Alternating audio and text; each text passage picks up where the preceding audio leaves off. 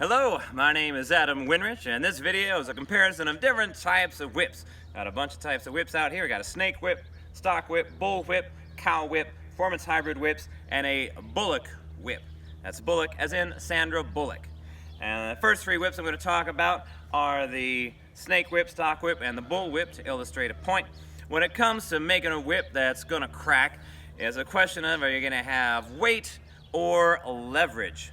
So with a weight in the snake whip, this is actually loaded with about 12 ounces of lead shot, and it's that extra weight that helps make the whip crack, because the snake whip is defined by not having any stiffening in the handle. And then when you move on to a stock whip, the stock whip is defined as a two-piece whip. And if you look, the main feature of a stock whip is that it's got these interlocking knuckles right there. Two loops, one on the end of the handle, one on the end of the thong, and they are joined together. And the handle's really long, and that means this whip is going to use leverage to help it crack as opposed to the weight. And I find I use stock whips a lot. This one particular one is made by Peter Thorndike. So you've got either weight with no leverage or not as much weight with a lot of leverage. And then if we move to the bull whip, here's a combination of weight and leverage. So bull whips are defined as a one-piece whip, again, like the snake whip, except a bull whip is going to have some stiffening in the handle. This Indiana Jones style whip made by David Morgan has about an 8-inch handle, but some bull whips have 12, 13, 14, even 15-inch handles. So it's a combination of weight and leverage. You can definitely see there's a lot of weight in the thong, how heavy and bulky that is, compared to the sleek and slender stock whip.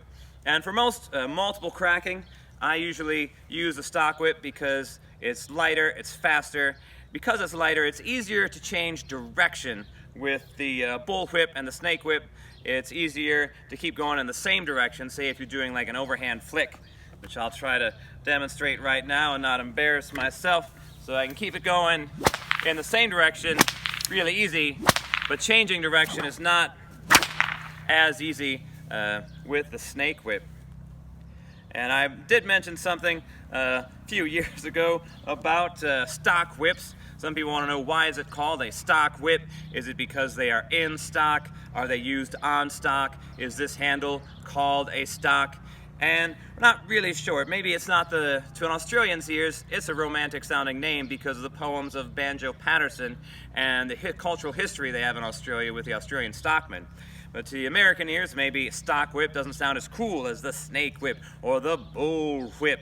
So that's why I threw out there, maybe if they called it the viper whip, it would catch on a bit more in the United States. But this is the type of whip I use a lot. Also, the knuckle there as a universal joint really helps the whip move around, and you can control where the whip is going and a lot more.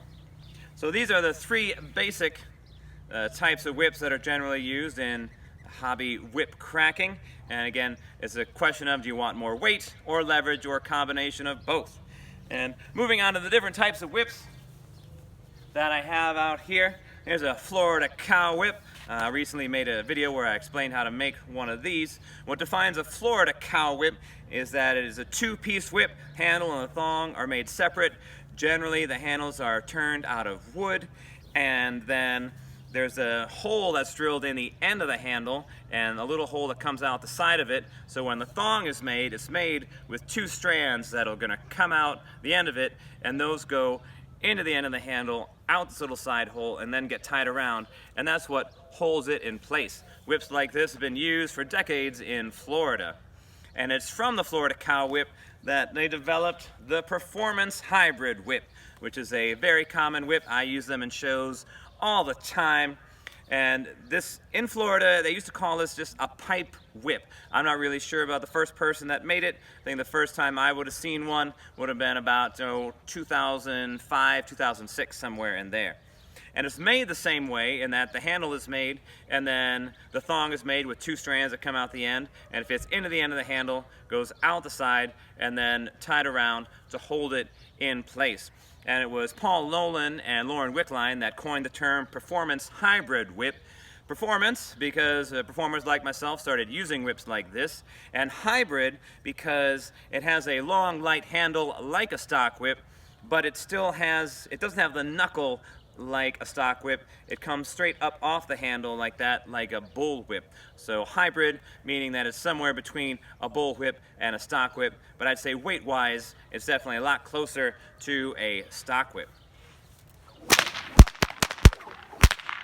I'll do a demo with some of these in a second. And then finally, here is the Bullock whip. The Bullock whip is a traditional ox team whip used in Australia. This one, I made the handle out of bamboo, but in Australia they'd make it out of whatever timber they could find. I've also made handles out of martial arts bow staves. You can make it out of just about anything. This handle's about 5 foot long, and then the thongs usually are longer and heavier. In Australia, they might have thongs on a Bullock whip up to 20 feet, but in competition, I think an 8-foot thong with a fall on it is standard. So that's Bullock, as in Sandra Bullock, and Bullock, that's what they call oxen in Australia. Now I'll do a demo with some of these whips.